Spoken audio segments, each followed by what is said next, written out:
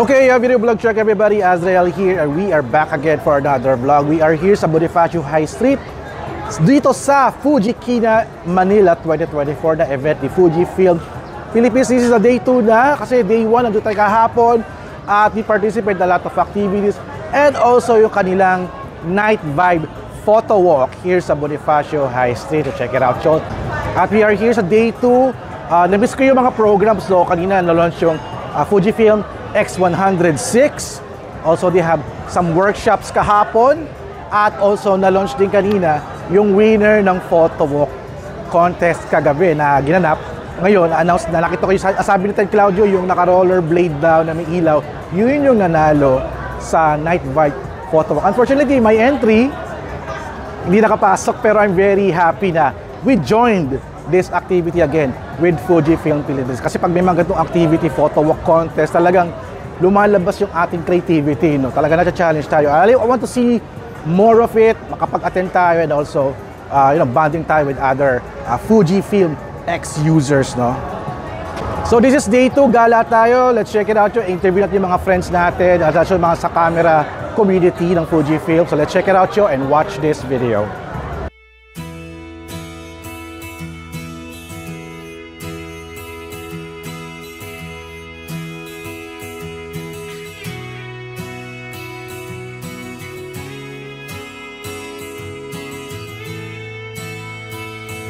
Hi, my name is Xander Servando. I'm a Fujifilm photographer and videographer. I do lifestyle photography, extreme sports photography, and also product photography.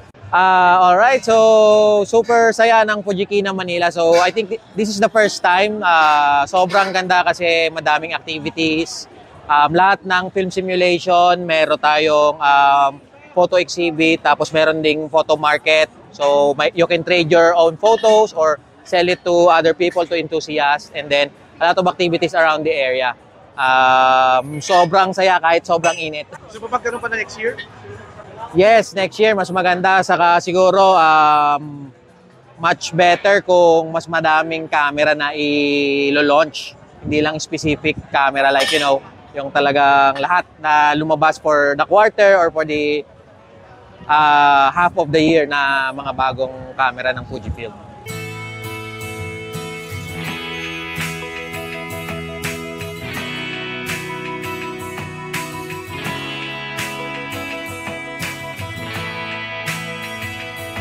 My name is Maestro Palos, and I'm so grateful for this wonderful event, the Fujikina Festival 2024.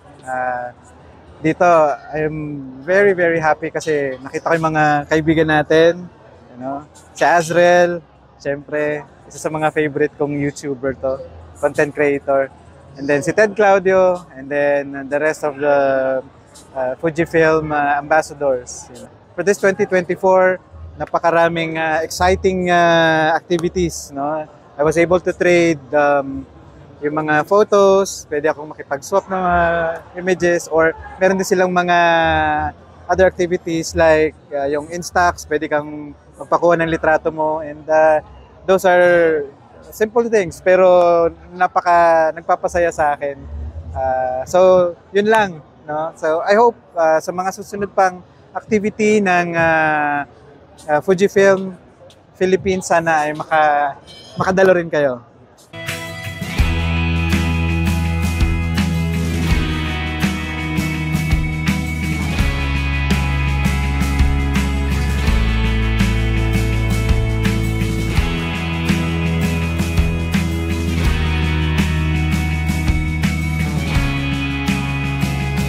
Hi, I'm Ted Claudio of WhatsApp.ph, content creator for entertainment lifestyle, and also I have a TikTok channel called Gear Acquisition Syndrome, which focuses on photography gear.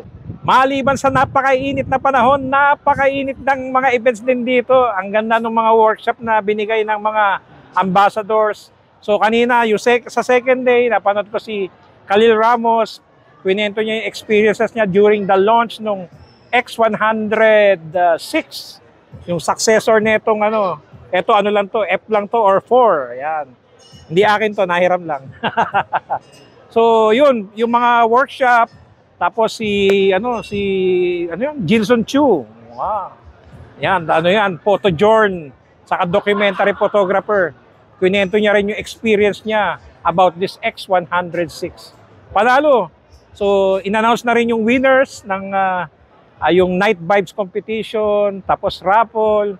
So it's nice to see fellow ex-content creators here, mga ex-users. Saka actually, ang dami rin Fujifilm users.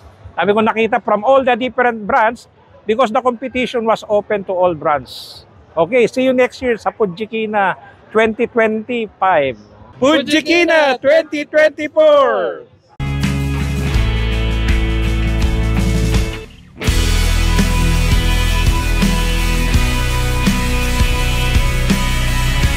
Hi, I'm Axel Nico. What I was working on is landscape, portrait, and people. Sobrang yun na kasi nag-emerge yung mga community na iba't-ibang group, iba't-ibang community from that people, landscape, street. Tapos sama niya na may na sila ng mga photos na gusto mong bilihin, mas mura pa, makakakuloy sa kanila from that. Siyempre, pag bumili ka, blink din sa mga camera, lens, views. What's the best Fujifilm camera for you? SS20 pa din ako. Yung kaya niya, tapos lens, 230mm, siyempre. Yun.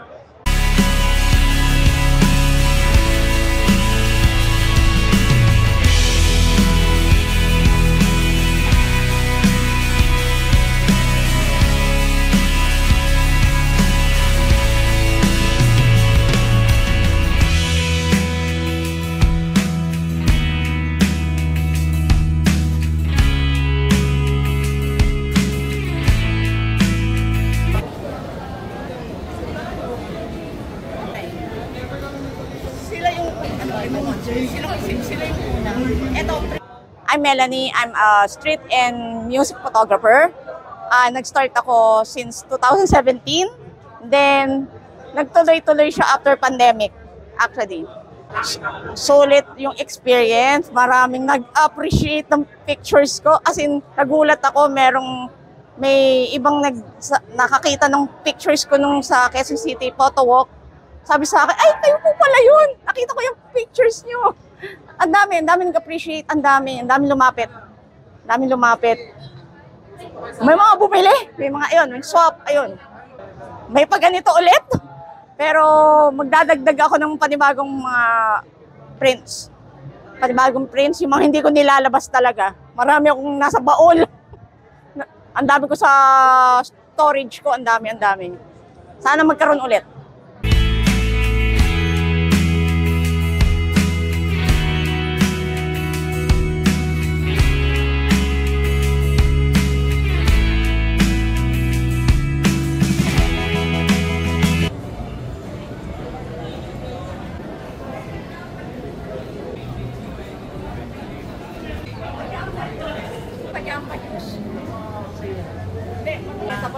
Magpapajamba juice. Nasa photography mo na ako ngayon. Ingit lang ako kasi I'll go one way.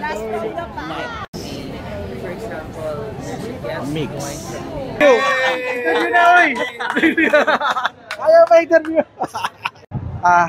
Hi guys, I'm Bonaxer Crisostomo and sobrang nagpapasalamat ako sa event ng Fujifilm Philippines para sa event na to, yung Fujikina Manila 2024, and ayun, di ko ina-expect na mananalo yung in-entry ko na shot, and yun lang, sobrang thankful ako na nagiging part ako ng event ng Fuji.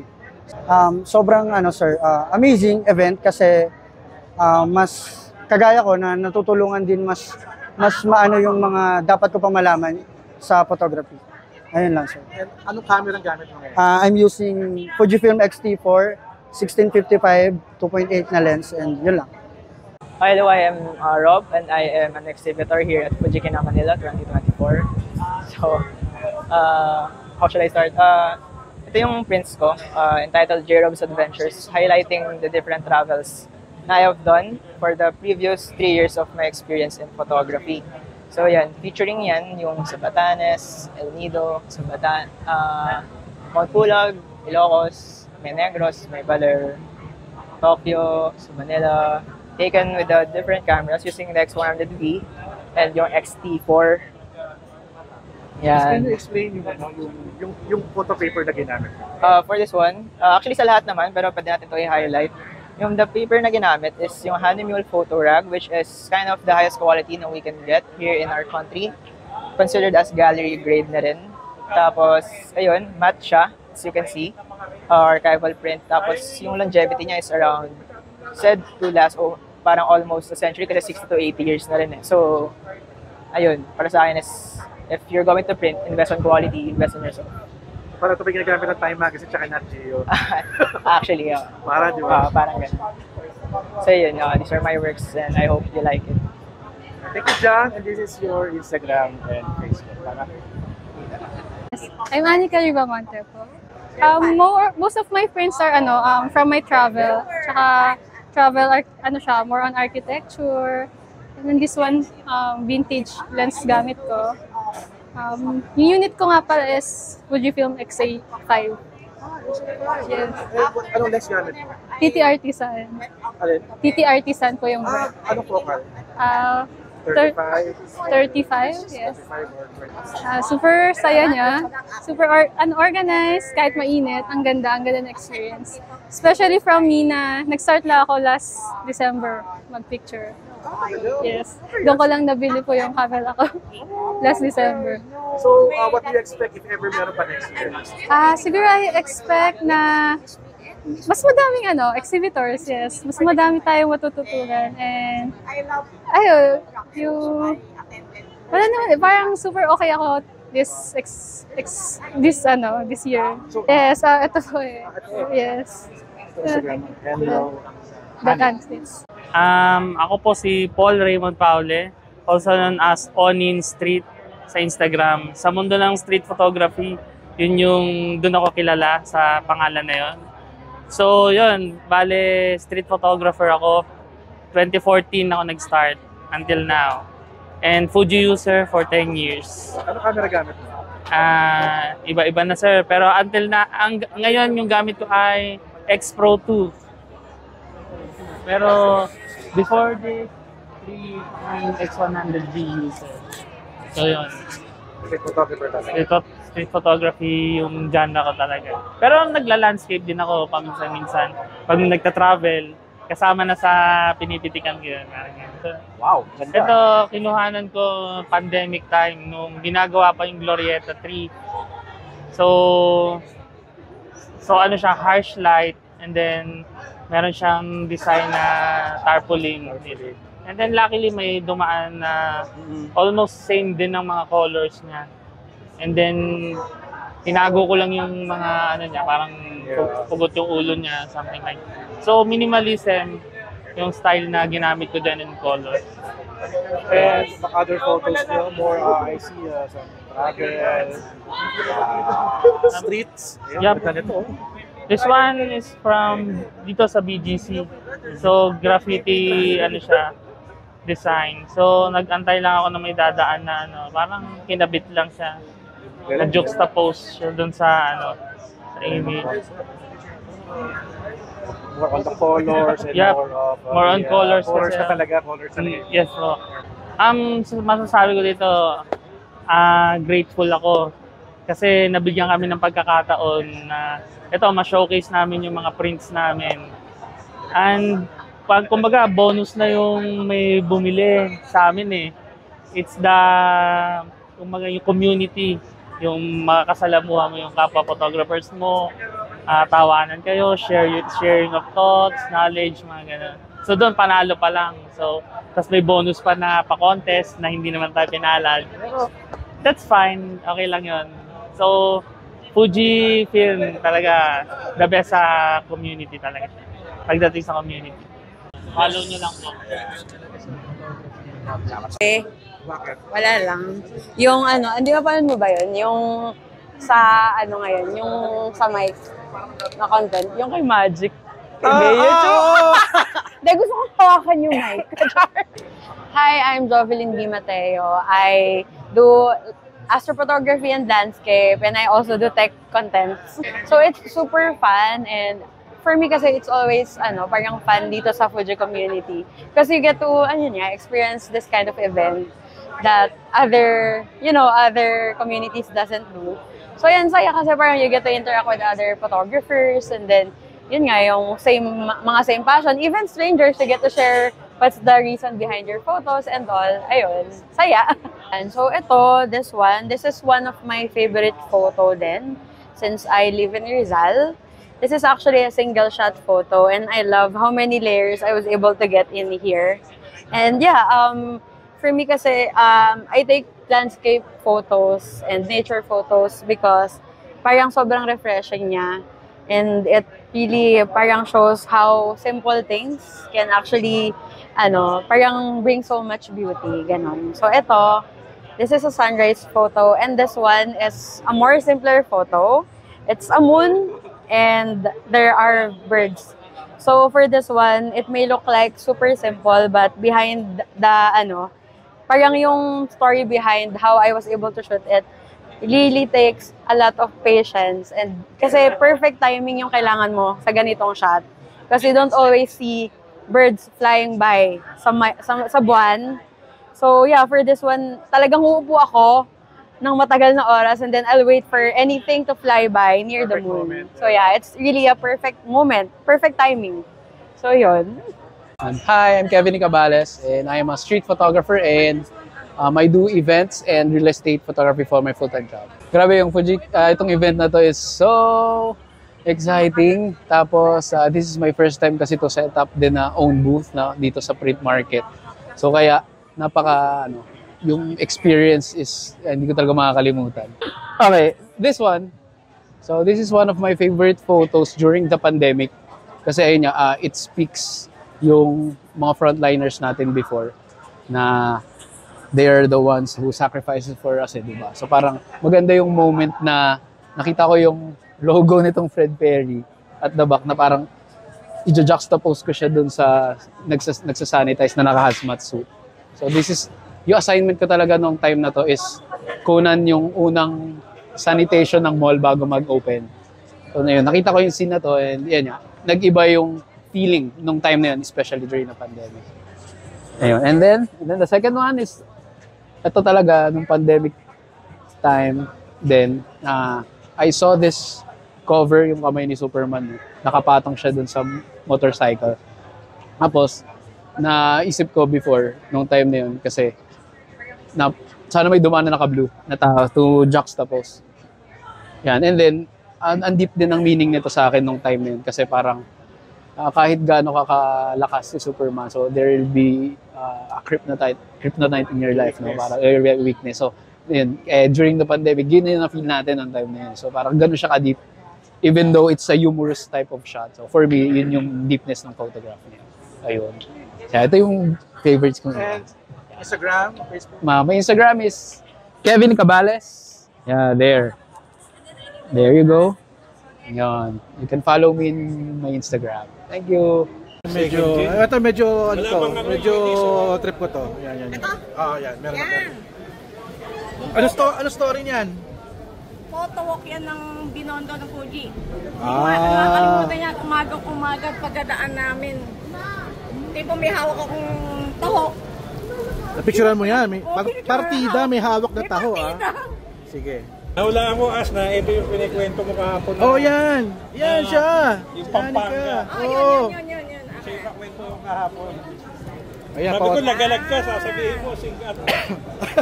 Nag-fail ako sa travel photos yan. Ayan na, si Melanie, at bebenta ko to kay Boss Toyo.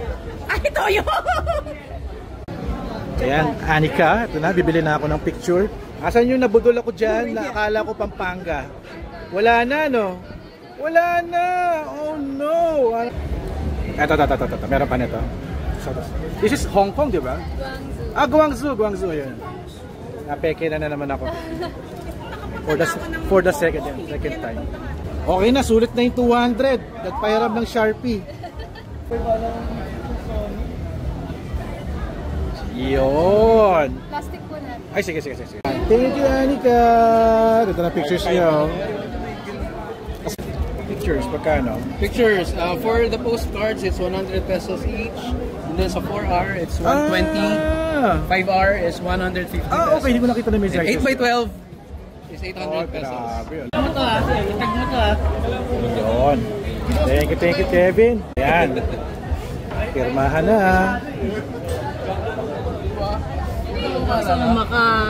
May photograph pa sa print, no? Oo. Concept yung binili ko. Ayan.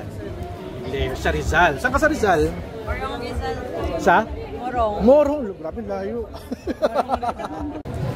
Wow, nakasimba. Thank you. Ay, bayaran na kita. Kano ulit yung pictures mo? 4R, 100, 5R, 200. Sige, hanap tayo ng parang aking photo souvenir. So, magkano to? Ito is 5R, 200. 200, sige. Ganda eh. Yun! Thank you. Ganda ng Anong name mo ulit, sir? Ben. Ben. Benedict Buendia. Street photography, black and white. No? Magkano pictures mo? 4R is 100. 5R is 200. Oh, malaking version ka. Ito photobook. Photobook. May photobook pa. Sige. Pili tayo ng picture na maganda. Ito ng emotion ko pa. Sige, kunin ko ito. Magkano to? Itong 5R ko, 200. Tapos meron din akong mas maliit din ito. 100 lang. Hindi, mas maganda yung malaki. Oo, sige. Kunin natin yung malaki. Autograph rin, Sir Benedict. Ganda naman. Kunin mo na ako. Actually, yun yung mga style na gusto ko eh. Very candid. Very candid and very unintentional. Oo. Ganda. Actually, ito yung siset up ko yung shot na yan, hindi siya nakatingin. May arts and crafts siyang ginagawa. And the point doon nga, click ko yung shutter, tumingin siya. Oh, galing. Wow, Sobrang by chance na. Pero sobrang ganda rin. Ano naman sabi niya na picture mo? Wala naman. Sabi lang niya, yan may pinakamalaking autograph panalo. Siyempre, pag may pirma tayo, be proud. Oo, tama. Okay. So, sabot tayo ni Kebs. Ayan. Kayab-yab. Ayan siya. So, more photos. Ako. Panalo. Ang ganda ng shots. Ganda nito. Grabe. Tapos pa pala. May camera niya. X70. Okay. Ito yung na-flip yung screen eh, no? Oo, yan yung paborito kong travel camera way back. Oh. Ito na lang dahil mahilig ako sa pusa. Ito, pusa. Ito, gusto ko to. Ayan. Ano story ng cut na yan?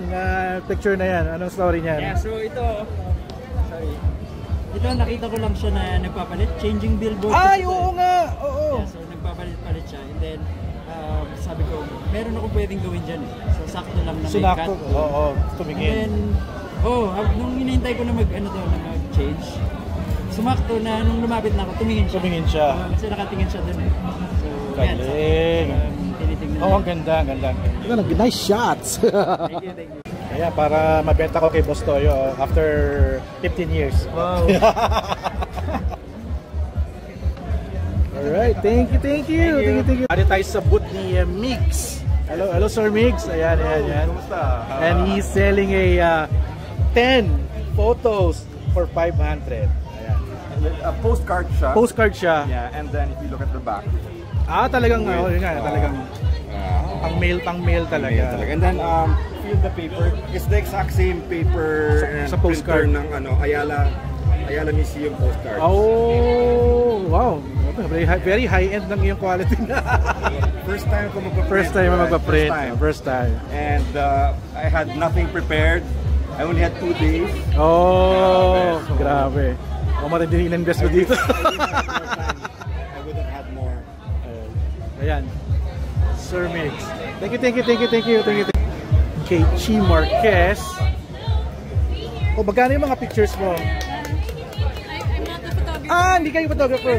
Pero guys selling them for 150. 150. Yeah. If you want to take one home, if something resonates. Yeah, I like 150. Sige. Ikaw si Chi. Hello.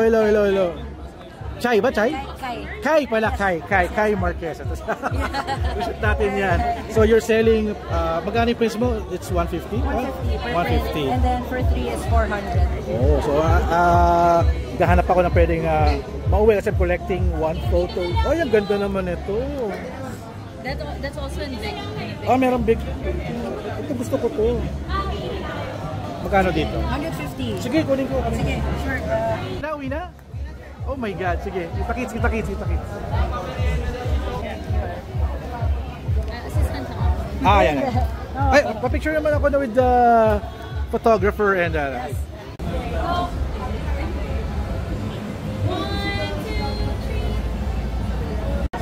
Magkano ang picture mo? 250, 5 hours.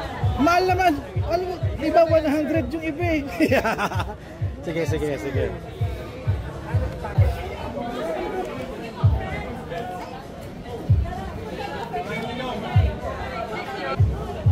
Sa creek siya. Sa C6 eh. C6. Okay ito. And last na yan. Last na to. Gusto ko yung may balon. 250! Yan. Manalo. Pa-autograph na rin ha. Yes sir. Iyon no. Galing. Walang alter ego mo eh. Kita lang sa JG eh. Tapos sa Fujifilm pala. Talagang magkikita talaga tayo. Alright. So ito na, closing out sale na to. So 100, baka 50 na lang. Joke lang. So more on street photography style. Meron ka pag aerial. Ano to? Aerial mo? Ano yan? Nasa observatory. Nasa ano ka? Yung parang malaking Ferris wheel nila. Observatory deck. Ganda. This is in? Tokyo, no? Tokyo Tower. Ganda lang ano mo. Ang gulo mo. And you are, pangalan mo ulit si? Joe. Pala si Joe Art. Ayan si Joe Art. Kanyang details. Ito siya. Last closing out sale na siya. At naghahanap ako ng magandang picture na talagang mapupusuan natin. I like this shot. Ito mo. Parang Banksy eh. Oh. Sige.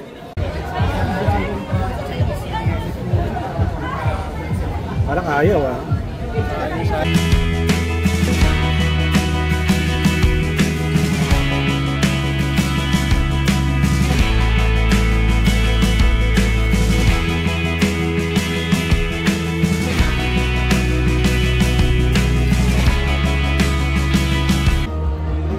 Cheers! 10 years of friendship! Hey! Yay! Cheers! Cheers! Cheers, Ayla! Cheers! I'm so happy to see that all of the members. I remember the last July, so I met everyone. So I'd like to express my sincere appreciation to all of you for joining us. So let's enjoy tonight, and you can expect from our side we will have more new exciting products from now on. 5, 4, 3, 2, 1. Okay, Tatlo! Okay, dito. Oh my gulay! Red light. Sombrero! Cup, stickers. Kasi kala mo malaki eh. Pause for me.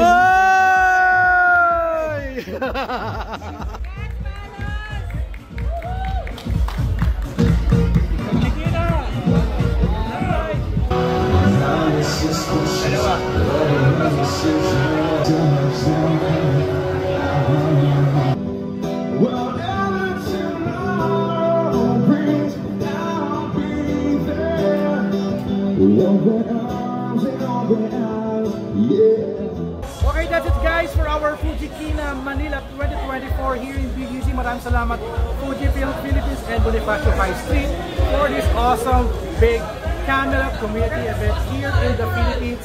So sana mag-tour din siya sa Visayas and Mindanao, no? Para yung mga katropa natin doon is makapag-join din.